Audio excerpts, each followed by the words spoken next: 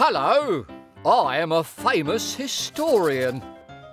Nowadays, flushing a toilet couldn't be easier, but it wasn't always like that. Follow me and we'll go on a journey to see how much our loos have changed. Thousands of years ago, our ancestors used fields as their loos. Look, there's someone now. We must be very quiet, or we may scare the little fellow away. This man will travel away from his camp and dig a hole to use as his loo. Once finished, there you go, he would then use leaves to clean himself, filling in the hole afterwards. This wasn't safe, as people were exposed to harmful bacteria which could pollute their water supply. But then came the Romans. Oh, he's seen us. The Romans really knew their stuff. They built sewer networks using troughs and pipes to carry away the poo. They were also a weird bunch. Toilets, called lavatorium, were communal areas where people could chat and catch up on the latest gossip from the Colosseum.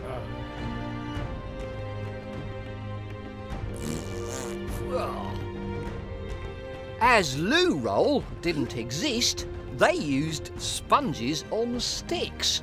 Hence the saying, don't get the wrong end of the stick. When the Romans left, people went back to using fields as their loos. During the Middle Ages, Sorry about that. During the Middle Ages, rich people built toilets on the side of their castles. People like this would sit on holes where everything would drop down outside the castle walls. Yuck. This caused quite a mess. Can you imagine going to the toilet off the side of a castle? The wind whistling through. Certainly too draughty for me. Someone would then collect the waste. Oh, there he is now. And take it away from the castle to keep the air smelling fresh. Oh, ow, ew. I'll bet he doesn't smell too fresh himself. Sorry.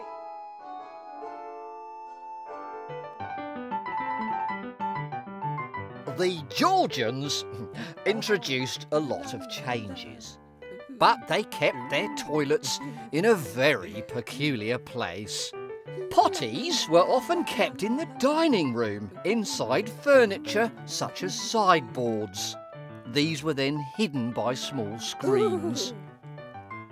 Could you go to the toilet while your friends were enjoying dinner in the same room? These potties were then emptied into a cesspit at the end of the garden. But these were dangerous as they released gases which could harm people. The Victorians. Where would we be without them? The Victorians were a clever bunch. They recognised that something needed to be done about the horrid stench in the rivers. They did this by building a sewer network, which we still use today.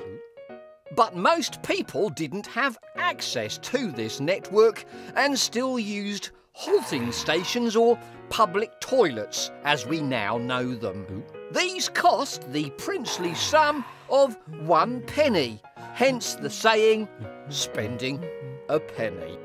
Many people also used outhouses at the end of their garden, which offered a bit of privacy, but were often hard to find in the dark.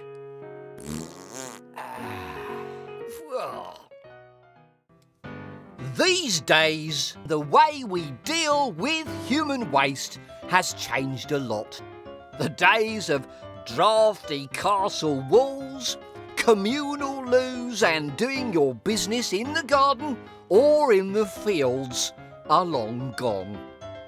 We can now spend a penny in the comfort of our own homes. And once we've flushed, the rest is taken care of. Well, there you have it, a brief history of the loo. If you'd like more information, please go to the Wessex Water website, www.wessexwater.co.uk. Do excuse me.